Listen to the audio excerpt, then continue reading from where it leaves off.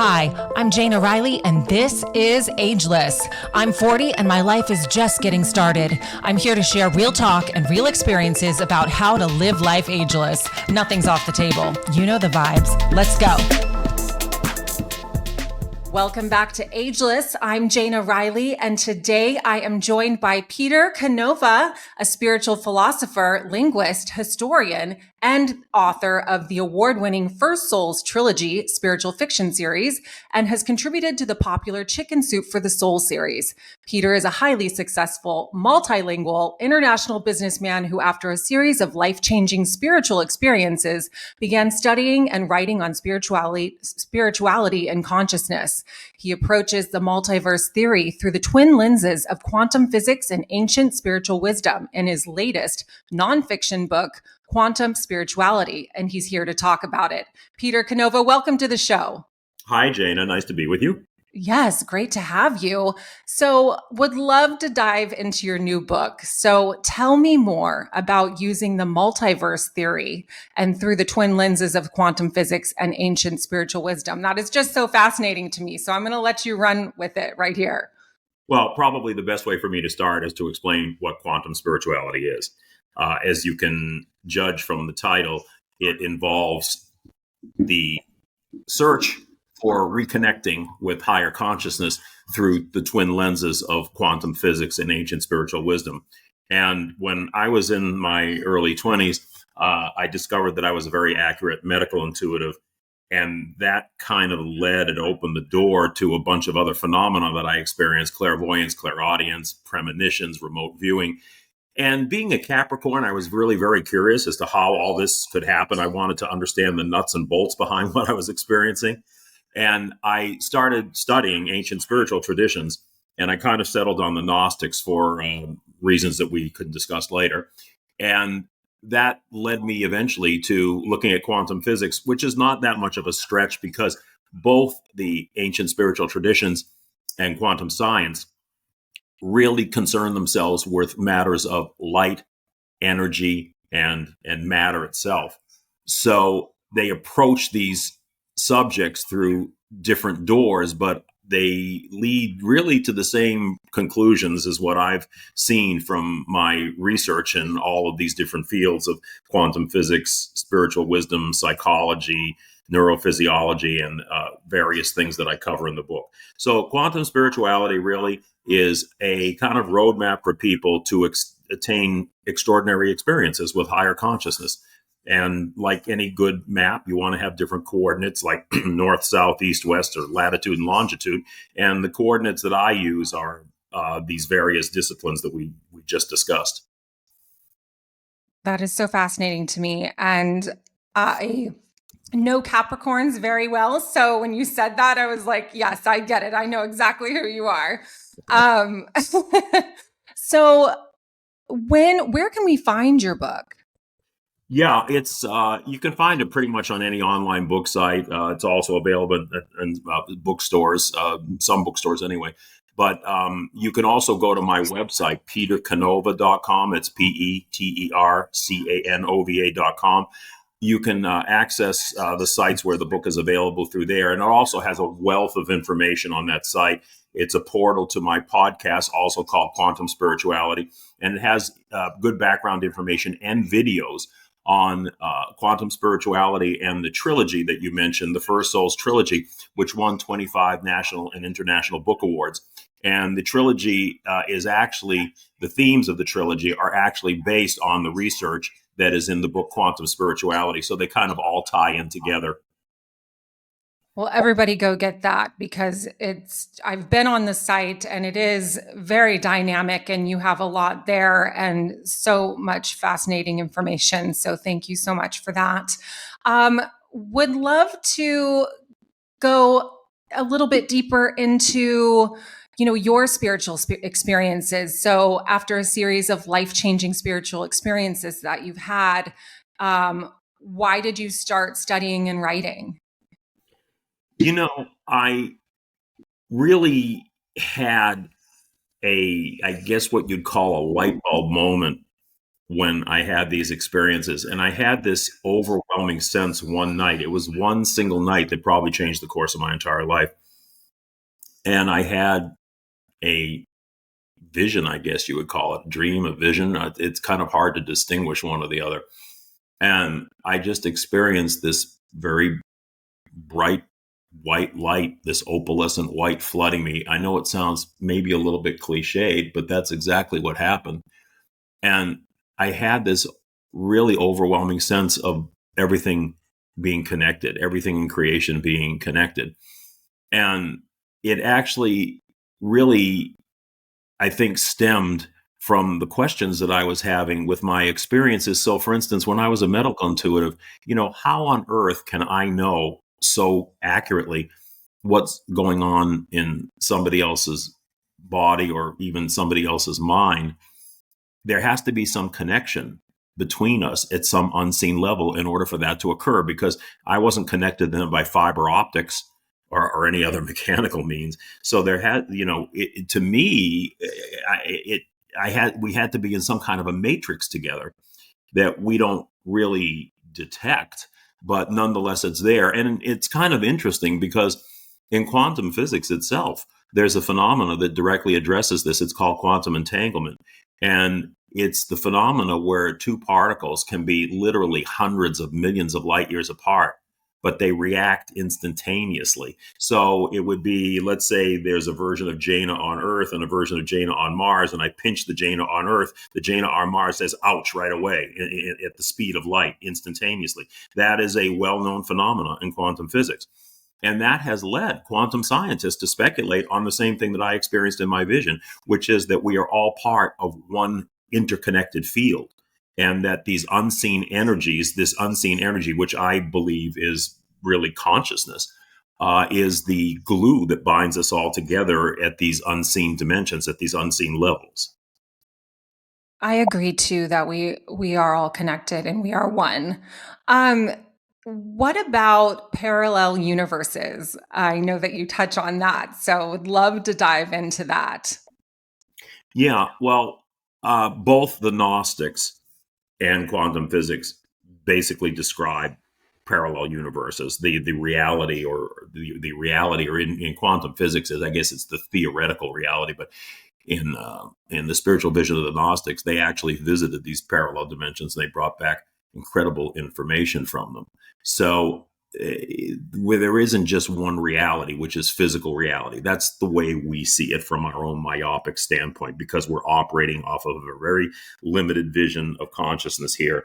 And we tend to think that what we can detect with the five senses is reality. But in all truth, our dimension of existence is probably the bottom rung of a ladder of many other dimensions of existence that interpenetrate ours and do influence ours in various subtle ways. But the quantum science has really thought of these parallel universes in order to explain our reality. Because when you get very deeply into quantum physics, it's very hard to understand physical reality in a vacuum, in and of itself, as if it's a singular existence. You almost have to look at unseen dimensions or forces in order to understand the whole existence of our physical dimension, especially at the quantum level. And of course, everything we see at the macro level is built off of these subatomic particles in quantum phenomena. It's a little over my head, but I'm following. So what is our reality really? Okay, let me go back, because if you don't understand it, I want to make sure that the listeners understand. So let me get more specific, and let me talk about it from the standpoint of how the Gnostic mystics viewed things, and it all has to do with consciousness. Okay, Okay. the Gnostics, and really almost all the ancient spiritual traditions, from the Hindus all the way to the Druids of the British Isles, had certain common beliefs. And one of them was that everything is the product and stems from a single source consciousness. You can call it God, you can call it the supreme being, you can call it anything you want. The names don't matter, it's all the same thing. And this consciousness projected itself out into other points of consciousness.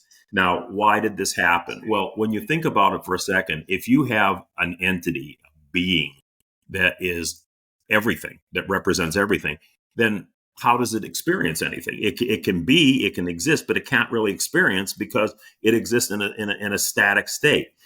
The only way that experience can be had is through contrasts, and contrast means there has to be more than one point other than yourself in order to contrast to. So this consciousness projected itself out into other points of consciousness. And in Christian lore or Judeo-Christian lore, you can call them, spiritual beings, angels, whatever. The Gnostics called them aeons, Aeons, which means eternities. And what they really were, I mean, you can think of them as people if it's helpful to you, to do that. But what they really were dimensions of a spiritual vibration, conscious dimensions of spiritual vibration. And each of these dimensions typified some aspect of the source. So in the ancient texts, these new spiritual beings were called truth, justice, love, mercy, wisdom.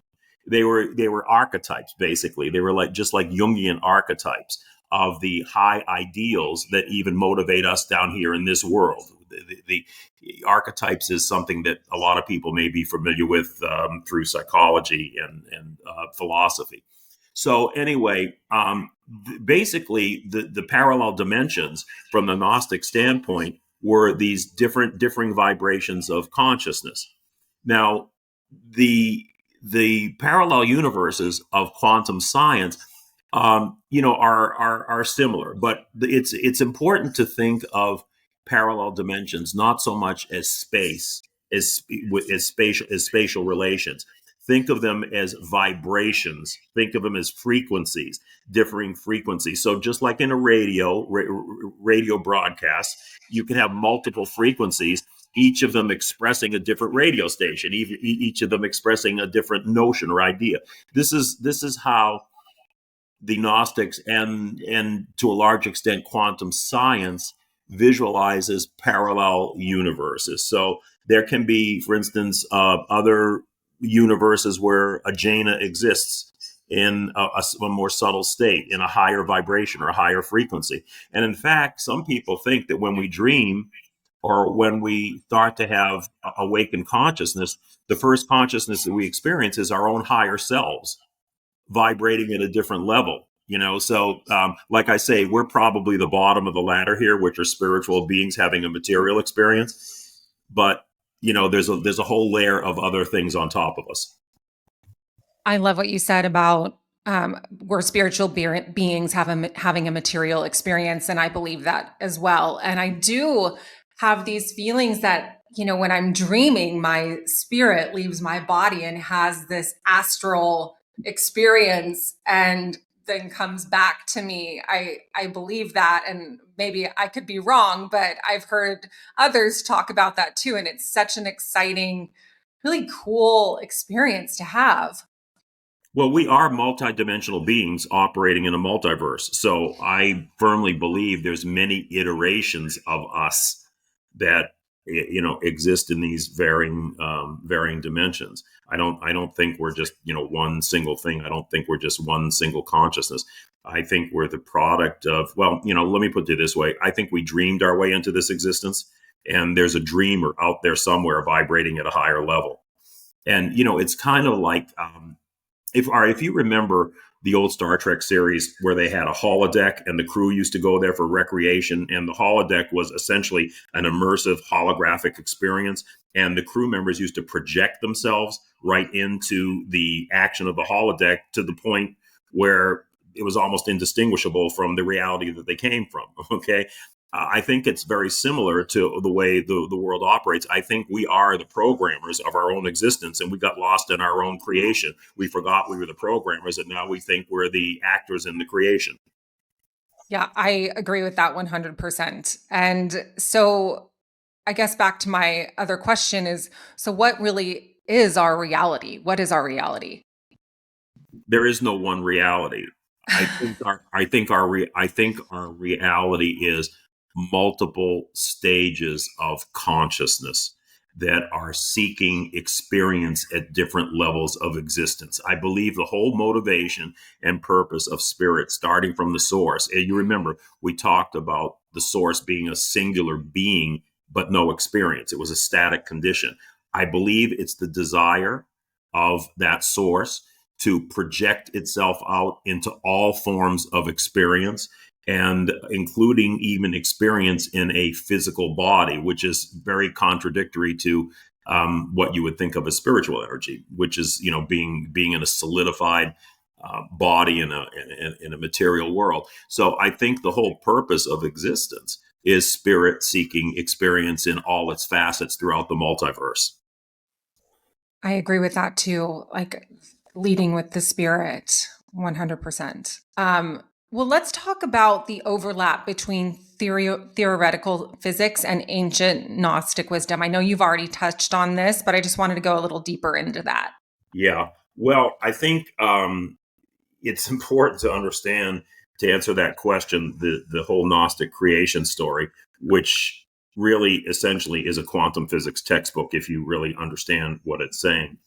And there was the central Gnostic creation story is that, you recall I said that the source projected itself out into these various other points of consciousness, and they were called wisdom, justice, truth, mercy, and everything.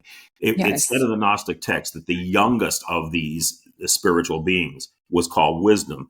And in Greek, that's Sophia. So the text used the name Sophia, but the English translation would be wisdom. So how does wisdom get wise? Well, it only happens through experience. It's experience that makes wisdom. So Sophia decided that she wanted to break out of this sort of static existence of working in harmony with the will of the source, and she wanted to have individual experience on her own. So she projects herself into something that is outside the spiritual realm called chaos. Now, right away, we start using quantum terms because chaos theory is much a part of quantum physics, but chaos essentially is the unorganized potential, the potential that was left untouched by the source of the area of things that could become, of the area of things that could be, that was left random and left unorganized. So she projects herself into chaos. And we find in chaos, lo and behold, it's not empty. It's not a vacuum, but it's populated with these things called proto matter. Okay. Now, this is very indicative. Using the term proto matter is a very scientific term because what it means is virtual particles. Science has found that there's no vacuums, that all the space is seething with these virtual particles that have not yet become physical, but have the potential to become physical. So Sophia plunges into chaos, and she is surrounded by this proto matter, by these virtual particles. They swarm to her and engulf her like iron filings would swarm onto a magnet.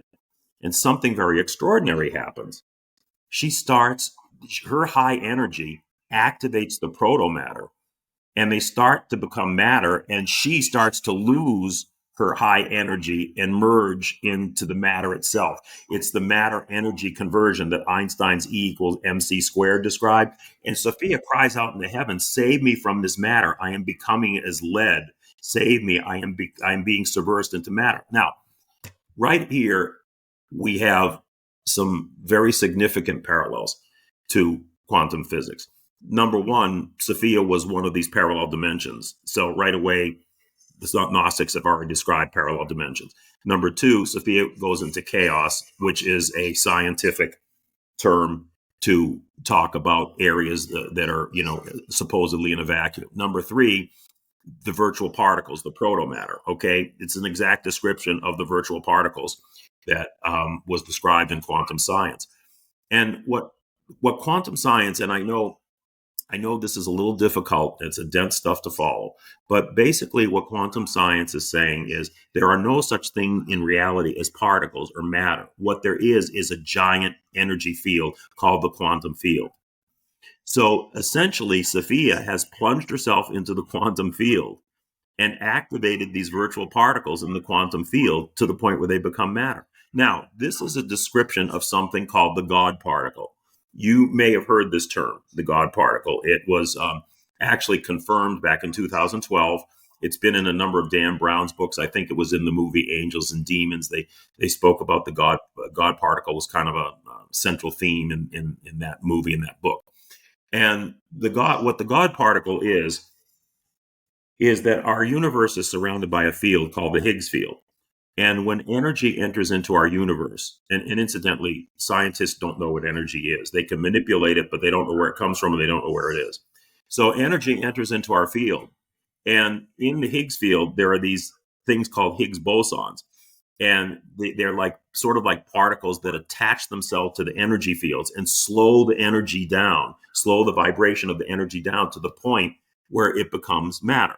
Because that's what matter is. Matter is energy vibrating at a very low level. That's what Einstein's E equals mc squared has told us. So really, when Sophia enters into the chaos of the quantum field, and she's surrounded by these particles, and they slow her energy down and they become matter, this is an exact description of the God particle that was described in quantum physics. I mean, almost a precise description of it. Okay. Then finally, this new state of matter that was created could not coexist within the spiritual realm. It could not coexist with a higher vibration of spiritual energy. So the Gnostic texts say that it was projected and expelled apart in a great explosion, and it became a new dimension. That's the Big Bang. That's what the Big Bang is. The Big Bang is the appearance of something from nothing. It's the appearance of the physical world from virtually nothing that we can see. So you can see these tremendous overlaps between the Gnostic creation story and the major theories of modern quantum physics. There's many more things that I could tell you about, but I don't want to tear your hair out. I know it's so much newness for me today. I'm taken back to the last physics class, which was in high school. And so I'm really enjoying this conversation. I'm learning so much. And I love the blend of physics and science with spiritual world. Yeah. I love the blend of the two. So, how can we harness the power of quantum spirituality to transform our world on both an individual and a collective level? Well, I think that's the really important thing. And the structure of the book, Quantum Spirituality, gives people tremendous amount of information about the operation of the universe and the origins of consciousness. But then it funnels down into how you can involve this in your own spiritual growth and practice. And I think the first thing to understand, and let's go back to the Gnostics in this instance, and let's compare the Gnostics to Christianity so we can have a context to understand your question. The Judeo-Christian view of human beings and the creation is that this supreme being kind of formed humans out of the dust of the earth like these little wind-up dolls, and then we're bouncing around this insane asylum here, not really knowing what what our purpose is. And oh, by the way, we pissed off the supreme being through original sin, and we're forever working to try and get back in his good graces. Okay, that is the sort of lowly view of the creation of humanity that most of us grew up with. The Gnostics, who incidentally were the original Christians before they were suppressed by the Orthodox Catholic Church, the Gnostic says, no, it's not that way. That this projection, we were not creations, we were emanations. And the difference is, if you take, say, Geppetto, who made Pinocchio. Pinocchio is the creation, Geppetto was the creator. But the Gnostic said, no, that's not the way it works. The way it works is that we are actually projections of the essence of the source consciousness itself. You recall I said it projected these spiritual points of consciousness. Well, that projection of spiritual consciousness kept going on down the line, culminating with spiritual consciousness in human form, in material forms. Okay. So if you want to think of it as a power grid where you have the source, of the power, and then it has the grid system where it has transducers that ramp down the energy, and then it's distributed through relays and so forth. Well, we are those relays. We are part of that conscious network.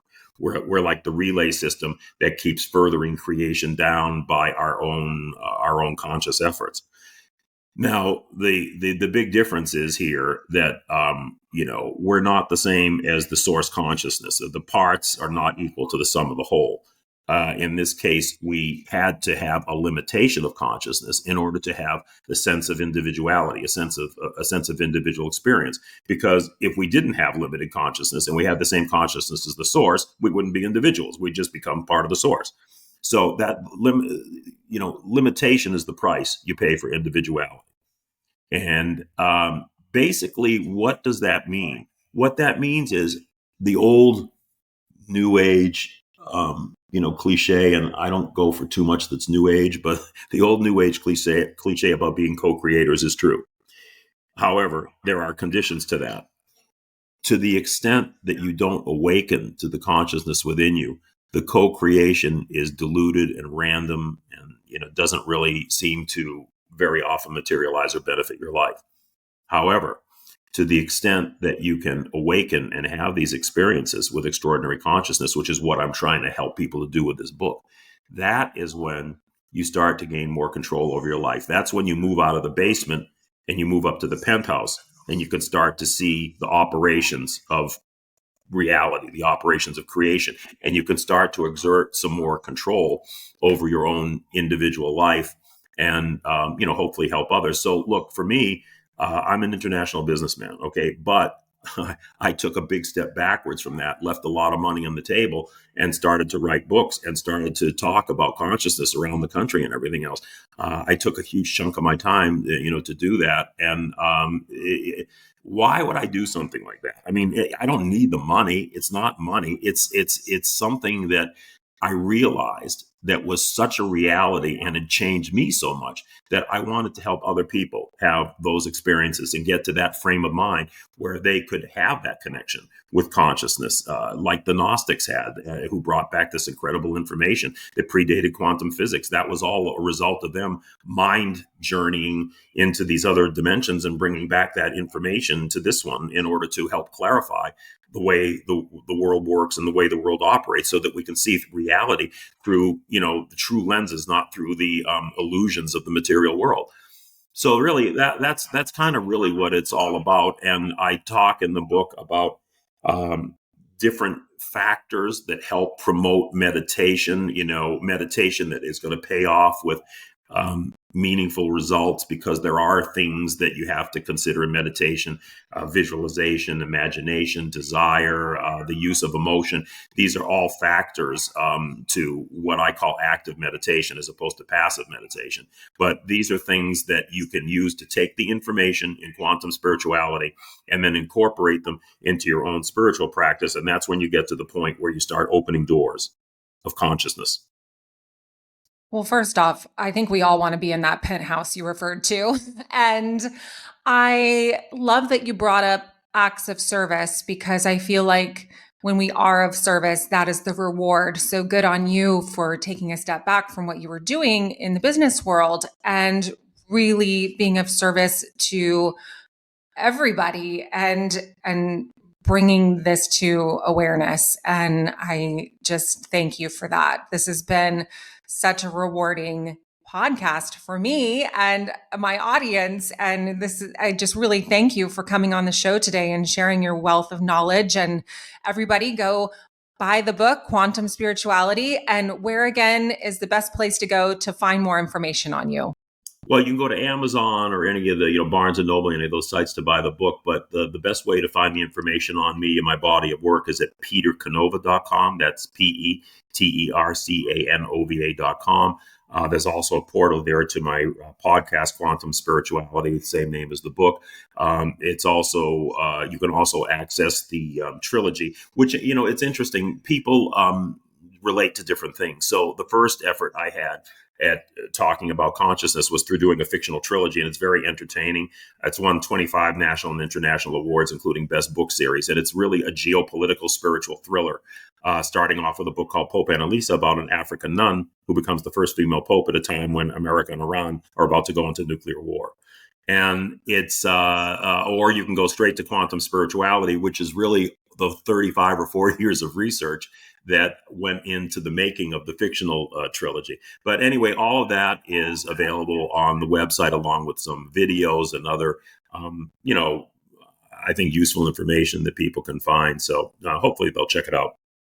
Absolutely. And I just thank you again for coming on the show today. And just check out petercanova.com where it's a great website with a wealth of information. And again, thank you for coming on the show today. Thank you, Jana. It's nice to be with you. Yes, thank you. And everything is going to go in the show notes as well. So if you have any questions on anything that we've talked about today, it will be in the show notes. So check it out. Thank you for joining me for another episode of Ageless. Don't forget to rate and subscribe. Tune in next week for a new episode.